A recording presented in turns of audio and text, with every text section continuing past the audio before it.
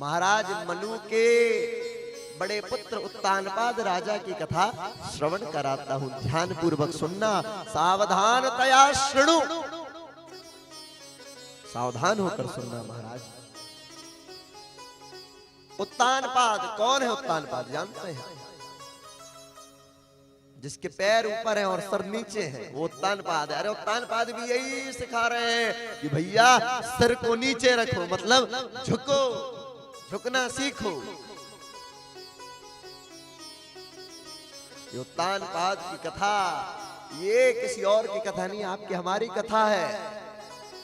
और बोले इनकी दो पत्नियां हैं, कौन कौन?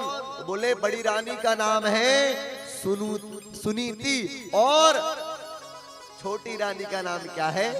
स्वरुचि, सुरुचि नाम। और केवल उत्तानपाद राजा की ही दो रानियां नहीं, हम सबकी भी दो रानियां हैं, दो पत्नियां हैं। अब आप बोलोगे भैया शादी तो हमने एक ही की, दो पत्नियां कहां से आ गई? ये भागवत की समाधि भाषा। बोले एक है सुनीति और एक है सुरुचि। सुनीति का अर्थ है शास्त्रस्य रीति सुनीति। अरे भैया जो शास्त्रों के मार्गदर्शन पर चलता है वो सुनीति है। हमारी मति कैसी है? तो बोले एक भैया हमारा मन जानते क्या होता है? एक बार सोचता है सुनीति मतलब अच्छे काम करूं, और दूसरी बार सोचता है सुरुचि मतलब अपने मन का करूं। सुरुचि मतलब क्या होता है? खुद की बनाई नीति। अरे भैया जो सुनीति पर चलता है तो व्यक्ति की मान लीजिए स्वास्थ्य खराब है तो वो क्या करेगा? भैया आज स्वास्थ्य खराब है तो थोड़ा कम भोजन पाया जाए। लेकिन आहा सुरुचि क्या कहती? अरे ये स्वास्थ्य खराब तो चलता रहता है, अरे तू तो चकाचक जाने दे।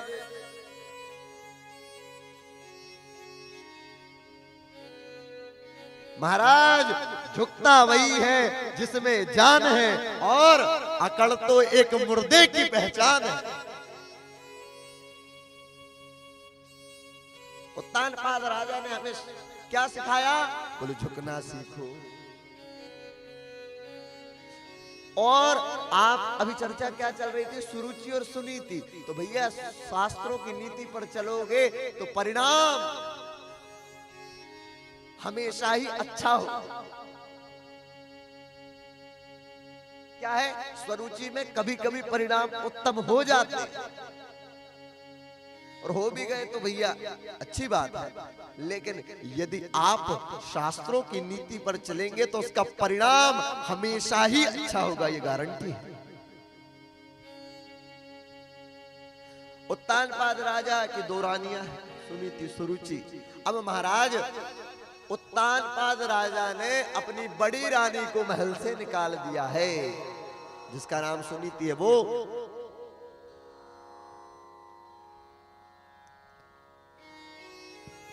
बाहर रहती है। और महाराज सुनीति का एक पुत्र है जिसका नाम क्या है? ध्रुव, ध्रुव जी महाराज। और बोले सुरुचि का कोई पुत्र नहीं है क्या? नहीं, सुरुचि का भी एक पुत्र है जिसका नाम क्या है? उत्तम, उत्तम नाम है जिसका। महाराज लेकिन सुनीति और ध्रुव महाराज झोपड़ी में रहते हैं, और यहाँ सुरुचि और उसका बेटा उत्तम महल में रहता है। एक समय की बात है,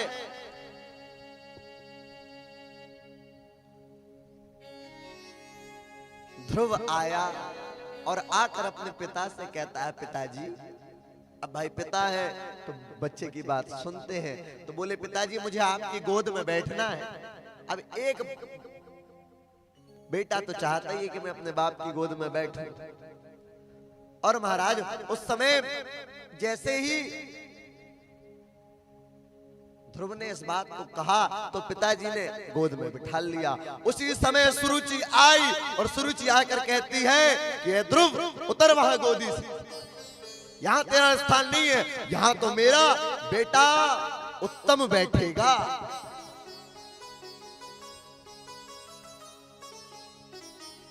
और जैसे ही उस छोटे से 5 वर्ष के बालक गोदी से उतारा, महाराज 5 वर्ष का बालक रोने लगा।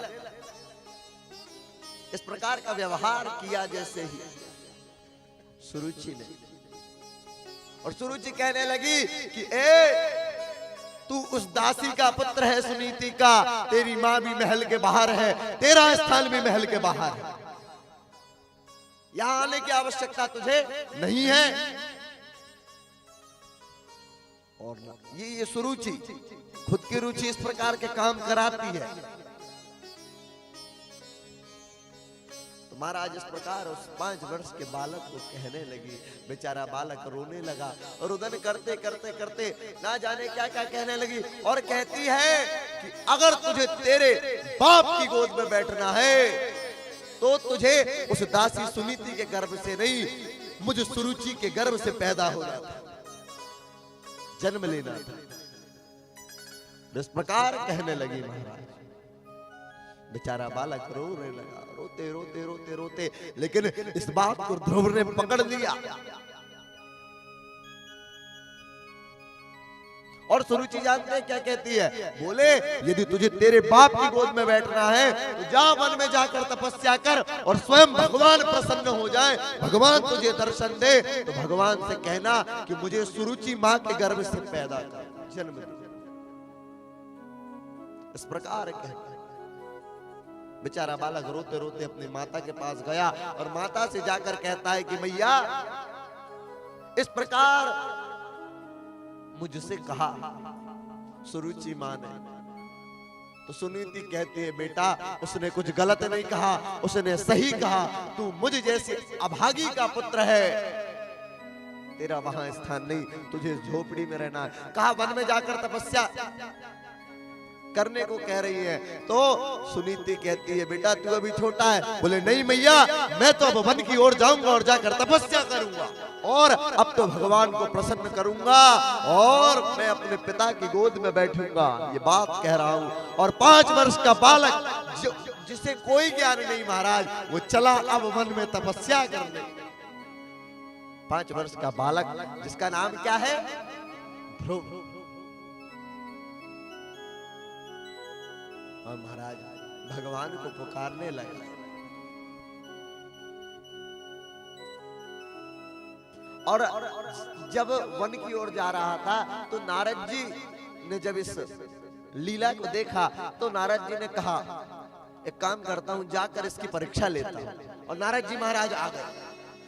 कहां जा रहा है?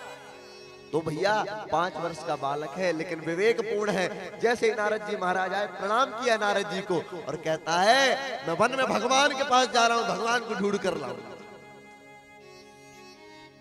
तो नारद जी ने परीक्षा लेने आए थे, तो कहा नारद जी को तो आप जानते ही हो। तो बोले अच्छा, तो जिससे किसी ने कहा कि भैया वन में भगवान मिलेंगे, इतने बड़े बड़े ऋषि महात्मा जिनके हजारों वर्ष की आयु है, उन्हें आज तक भगवान नहीं मिले, तुझ 5 वर्ष के बालक को मिलेंगे, तुझे मिलेंगे। इस प्रकार कहने लगा। तो जानते हैं ध्रुव ने क्या कहा? देखिए जो शब्द है उनका बड़ा प्रभाव है जीवन में। क्या प्रभाव है कि भैया आप यदि किसी से प्रेम पूर्वक, स्नेह पूर्वक वार्ता करेंगे तो भैया आपका काम जल्दी बन जाए, और यदि अपनी अकड़ में बात करोगे तो जो बना बनाया काम है वो भी बिगड़ जाएगा। किस प्रकार वार्ता की जाए? अब 5 वर्ष के बालक ने जो नारद जी से कहा उसे श्रवण कीजिए।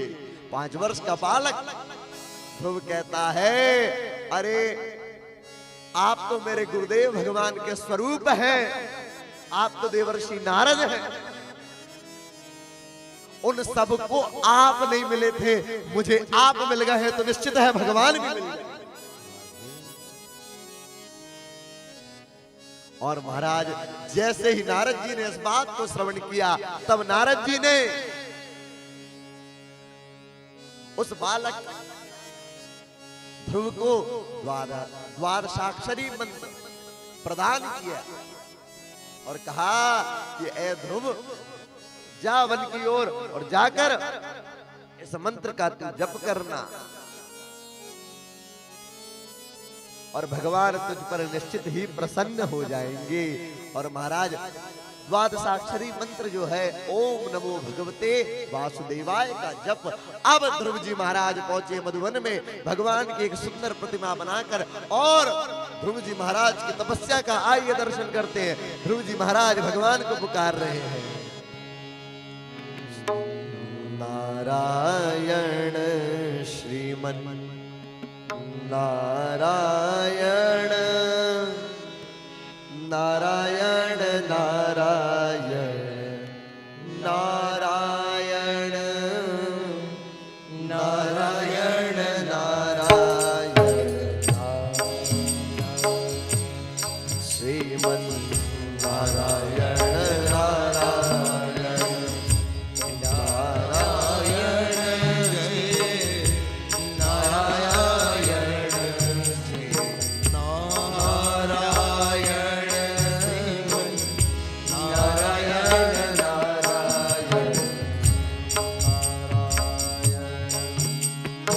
और ध्रुव जी महाराज तपस्या करते हैं। अब किस प्रकार अपने आप को तपाया जाए, ये आप 5 वर्ष के बालक ध्रुव से सीखें। किस प्रकार स्वयं को तपाया जाए। ध्रुव जी महाराज भगवान की तपस्या करने लगे। तिरात्रांते तिरात्रांते कबत्तबदरासना, पहली तपस्या प्रारंभ की। 3 दिन तक भगवान के नाम को जपते हैं और महाराज फिर अपने स्थान से खड़े होते हैं और केवल कबत्तबदरासना, केवल और केवल बेर के जो वृक्ष से जो थोड़े बहुत बेर जो नीचे गिरे हुए रहते हैं उनको पाते हैं और पुनः प्रसाद पाकर और महाराज तपस्या में संलग्न हो जाते हैं और पुनः भगवान को पुकारते हैं। किस प्रकार श्रीमन नारायण जय नारायण नारायण हे प्रभु नारायण नारायण भव तारायण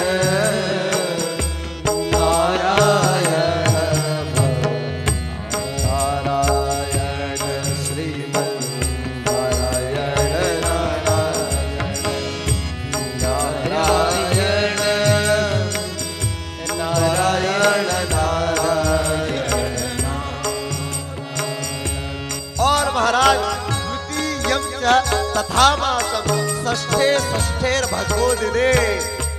अब 1 महीने तपस्या की, उसके बाद दूसरे माह में बोले षष्ठे षष्ठेर भगवो दिने। 6 दिन तक एक स्थान पर बैठकर तपस्या करते हैं और 6 दिन बाद अपने स्थान से उठते हैं और महाराज केवल और केवल वृक्ष के सूखे पत्ते खाकर और महाराज पुनः अपनी तपस्या में लग जाते हैं और भगवान को पुकारते हैं और भगवान के नाम नारायण नारायण नारायण द्वादशाक्षरी मंत्र का जप करते हैं। और उसके पश्चात तृतीयम चारयन मासम नवमे हनि। तृतीय मास में बोले 9 दिन बाद अपने स्थान से उठते हैं और केवल जल पीते हैं और पुनः अपनी तपस्या में लग जाते हैं। 5 वर्ष का बालक ध्रुव हमें सिखा रहे हैं किस प्रकार तपस्या की जाए, किस प्रकार शरीर को तपाया जाए। और महाराज इस प्रकार 3 माह तक तपस्या की और 4थे माह में चतुर्थम वै मासम द्वादशे हनि। 4थे महीने में 12 दिन तक एक स्थान पर बैठते हैं और 12 दिन बाद अपने स्थान से उठते हैं और महाराज केवल वायु का सेवन करते हैं और पुनः स्थान पर बैठकर तपस्या करते हैं। इस प्रकार तपस्या ध्रुव जी महाराज कर रहे हैं और पुनः भगवान को पुकारते हैं। किस प्रकार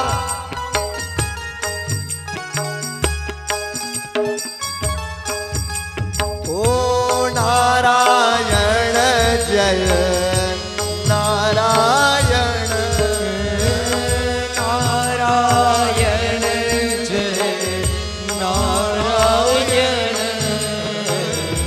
नारायण भव तारायण नारायण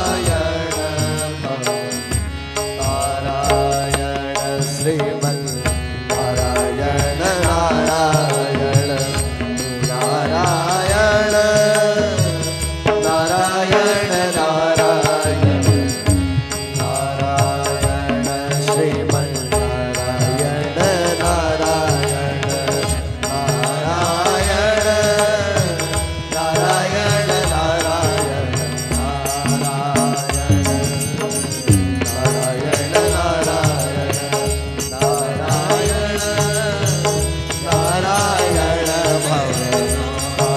और महाराज पंचमे वाक्यनु प्राप्ते जितश्वासो नृपात्मजः। पंचम मास में श्री ध्रुव जी महाराज ने अपनी श्वास पर विजय प्राप्त कर ली और अब तो महाराज श्वास भी नहीं ले रहे हैं और भगवान के नाम का जप करते हैं। नारायण जय नारायण नारायण भव नारायण नारायण नारायण नारायण नारायण नारायण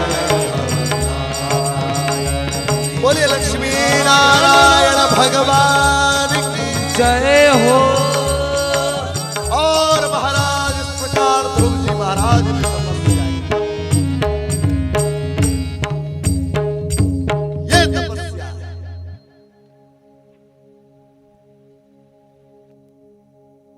इस प्रकार तपाया जाता है शरीर को।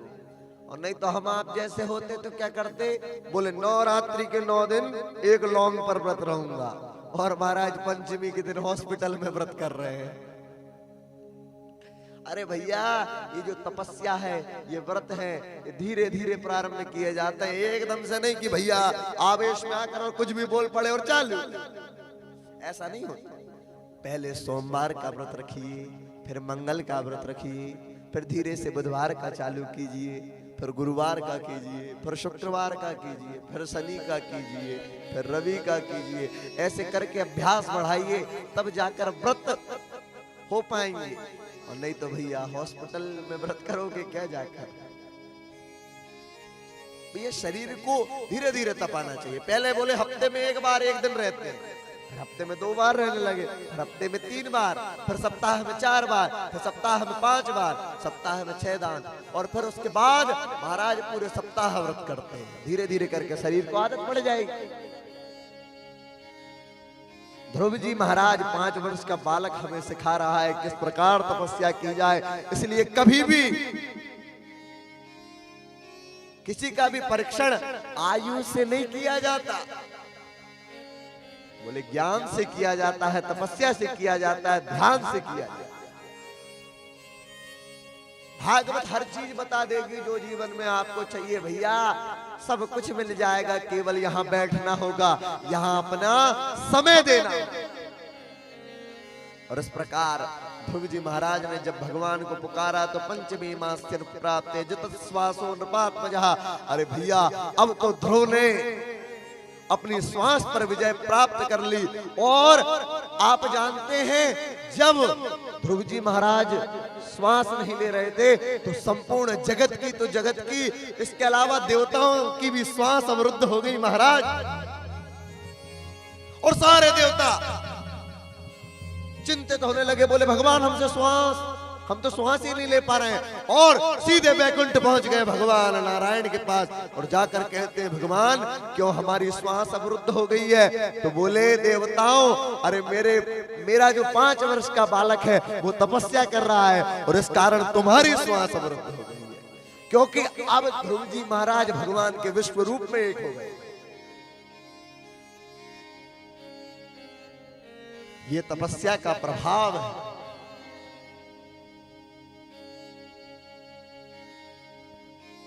जितश्वासो नृपात्मजः। तो कहा भगवान अब आप जाइए अपने भक्त पर कृपा कीजिए। तो भगवान ने हरि रूप धारण किया और भगवान शंख चक्र गदा पद्म लेकर पधारे। भगवान पधारे और आप जानते हैं लीला देखिए, अब भगवान देखिए एक जो झांकी है भगवान की ध्रुव जी महाराज के हृदय में, और वही की वही झांकी स्वयं साक्षात भगवान ध्रुव के समक्ष खड़े हुए हैं। उसी झांकी शंख चक्र गदा पद्म लेकर अब भगवान ने आकर ध्रुव जी महाराज के समक्ष खड़े हो गए और महाराज आवाज ध्रुव को लगाई, लेकिन ध्रुव जी महाराज तो अपनी तपस्या में श्रीमन नारायण नारायण नारायण नारायण भव नारायण नारायण भव नारायण। भैया भगवान सामने खड़े, लेकिन नहीं, ध्रुव ने अपने नेत्र नहीं खोले, क्योंकि बोले अरे भैया जब मुझे तो दर्शन हो चुके हैं, अब ये सामने खड़े मैं नहीं करता, मेरे हृदय में झांकी है भगवान की। भक्त भी भगवान की परीक्षा लेने लगते हैं समय आने पर, और इस प्रकार, और तब भगवान ने जानते क्या किया, भगवान ने एक लीला की, बोले ध्रुव के हृदय में जो झांकी थी उसे भगवान ने अदृश्य कर दिया, और महाराज जैसे ही झांकी अदृश्य हुई, ध्रुव जी महाराज के छटपटाहट में नेत्र खुले, और महाराज जो झांकी हृदय में थी वही झांकी भगवान की समक्ष स्वयं भगवान का दर्शन किया। और महाराज 5 वर्ष का बालक क्या जानता, भगवान ने अपना दक्षिणावर्ती शंख ध्रुव के कपोल में इस प्रकार स्पर्श कराया, और ध्रुव स्तुति करता भगवान। बोले ध्रुव जी महाराज कहते हैं, योऽन्तः प्रविश्य मम वाचमिमां प्रसुप्तां संजीवयत्यखिल शक्तिधर स्वधाम्ना अन्याश्च हस्त चरण श्रवणत्वगादि प्राणान्नमो भगवते पुरुषाय तुभ्यम्। महाराज आज तो भगवान प्रसन्न हो गए, 5 वर्ष के बालक ने ऐसी स्तुति भगवान की कि भगवान गदगद हो गए, अत्यंत प्रसन्न हो गए। बोले ध्रुव मांग तुझे क्या चाहिए। अब तो महाराज जब भगवान के दर्शन हो गए तो बोले कोई नहीं, कुछ नहीं चाहिए भगवान। बोले नहीं बालक, मैं जानता हूं तुझे अपने पिता की गोद में बैठना है। बोले अरे भैया वो जो गादी है तेरे पिता की, उसका असली हकदार तो तू ही। और महाराज ध्रुव पर आज भगवान ने कृपा की, और बोले केवल ध्रुव आज नहीं, बोले अब तेरी ये जो तेरा जो नाम है ये अखंड अविचल हो जाएगा। अरे भैया स्वयं ऋषि मुनि भी तेरी कीर्ति का गान करेंगे। और आज भी आप दर्शन कीजिएगा, ध्रुव जी महाराज जो है, ध्रुव तारा आपने श्रवण किया होगा, आज भी सदैव विद्यमान है। और उसके पश्चात ध्रुव जी महाराज ने आशीर्वाद प्रदान किया, और 36,000 वर्षों तक ध्रुव जी महाराज ने राज्य किया। 36,000 वर्षों तक। और उसके पश्चात अब ध्रुव जी महाराज भगवान के लोक को जाने लगे, तो भैया भगवान का विमान आया तो बोले मृत्योर मूर्धनिम पदम दत्वा। भैया जो सीढ़ी होती है तो बोले मृत्यु स्वयं सीढ़ी बनकर खड़ी हो गई, और कहा कि अरे ध्रुव जी महाराज पहले मेरा आप स्वीकार कर लीजिए। और भैया मृत्यु के मस्तक पर ध्रुव जी महाराज ने अपना चरण रखा, और अब विमान में ध्रुव जी महाराज प्रवेश। ये एक भक्त की तपस्या का प्रभाव है। मृत्योर मूर्धनिम पदम दत्वा।